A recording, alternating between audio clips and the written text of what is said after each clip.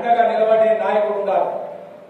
కాబట్టి ఇదంతా కూడా చేయడానికి కోసం గత 2018 నుంచి కూడా కొనసాగుతున్న ఏక సంఘ నిర్మాణంలో భాగంగానే ఈ యొక్క కార్యక్రమాలన్నీ చేసుకుంటూ జిల్లాల వారీగా సమావేశాలు చేసుకుంటూ కొంత స్తబ్దత గురైంది. ఆ తర్వాత మన మాజీ కారణ గారు ఏదైతే 8/10/2024 మంగళవారం నాడు బీసీ సాధికారత భవన్ లో ఏక సంఘ నిర్మాణం కోసం మళ్లీ ప్రారంభించడం జరిగింది. దాంట్లో అన్ని జిల్లాల వారికి ఆహ్వానం పలికినాం.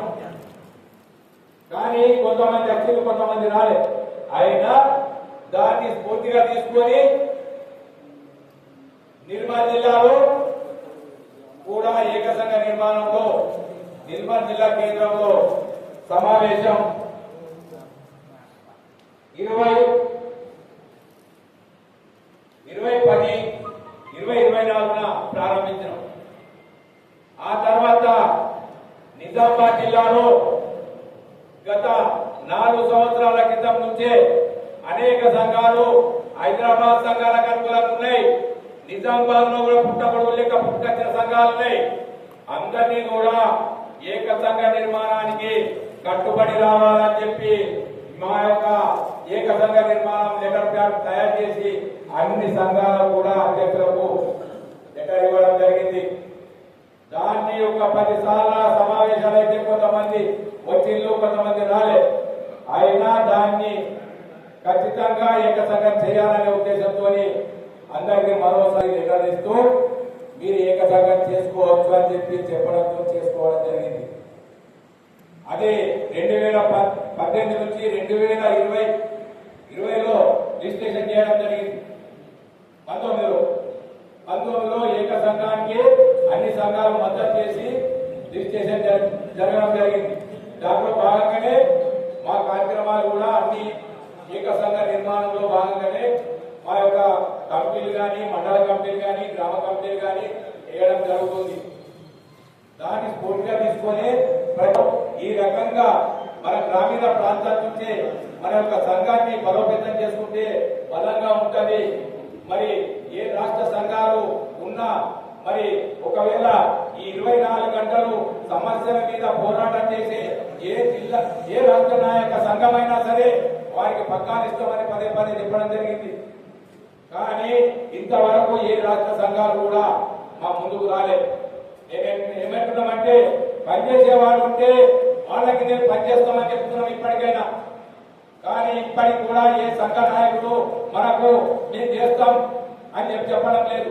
కానీ నా సంఘం ఇది ఉన్నది అని చెప్పి ప్రభుత్వం ఎన్నికల టైంలో అదేవిధంగా మన యొక్క సమస్యల టైంలో లాగింగ్ చేసుకోవడానికి పనికి అవుతున్నది.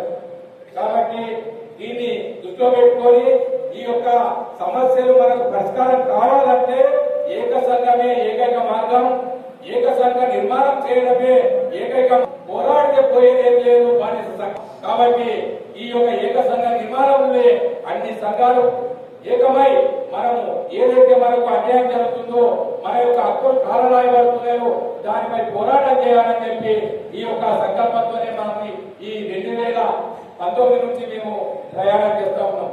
కాబట్టి ఇది ఎవరైనా సంఘ సేవ చేయడానికి కోసం ఎవరికి అభ్యంతరం లేదు. ఎవరు ముందుకు వచ్చినా వాళ్ళకి పత్రాలు ఇస్తాం. వారే దీనికి నాయకులు, వారే ఏక సంఘ నిర్మాణాన్ని ముందుకు తీసుకెళ్తారు. జై తంగపుత్ర. కాబట్టి ఏ సంఘాన్ని చెప్పుకోవడానికి ప్రభుత్వం దగ్గర మనము సాధించకుండా ఏక సంఘమే ఏకైక మార్గం ప్రభుత్వం కూడా గుర్తించడానికి అవకాశం ఉంటుంది. కాబట్టి ఏక సంఘ నిర్మాణంలో అన్ని సంఘాలు పాల్గొని వారి యొక్క పని విధానాన్ని పెంచుకొని మన గంగపుత్రులకు జరుగుతున్నటువంటి అన్యాయాన్ని, అక్రమాన్ని, ప్రభుత్వం చేస్తున్నటువంటి జీవోల్ని ఆపడానికి, కొట్టాడడానికి మనకు బలంగా ఉంటుందని చెప్పి ఈ సందర్భంగా తెలియజేస్తున్నాం. కాబట్టి దీంట్లో భాగంగానే ఎవరు ఏదనుకున్నా దీంట్లో స్వార్థము అనేది రావద్దు. నిస్వార్థంగా చేసి సేవ చేయాలే కావాలి. ఇలా స్వార్థం అనే ముసుగులో మన జాతీయత పప్పు పట్టిస్తున్నారు. కాబట్టి ఈ స్వార్థము మన దగ్గరికి వచ్చినప్పుడు మన సంఘము అభివృద్ధి చెందాలి. కాబట్టి వారి స్వలాభాల కోసమే సంఘాన్ని పనిచేస్తుంది. కాబట్టి ఇది కూడా దృష్టిలో పెట్టుకొని ఏక సంఘానికి కట్టుబడి మనము ఏ విధంగా పోయితే బాగుంటుంది, ఏ విధంగా పనిచేస్తే బాగుంటుంది అనేది మెజార్టీ పీపుల్ సభ్యుల అభిప్రాయం తీసుకుందాం.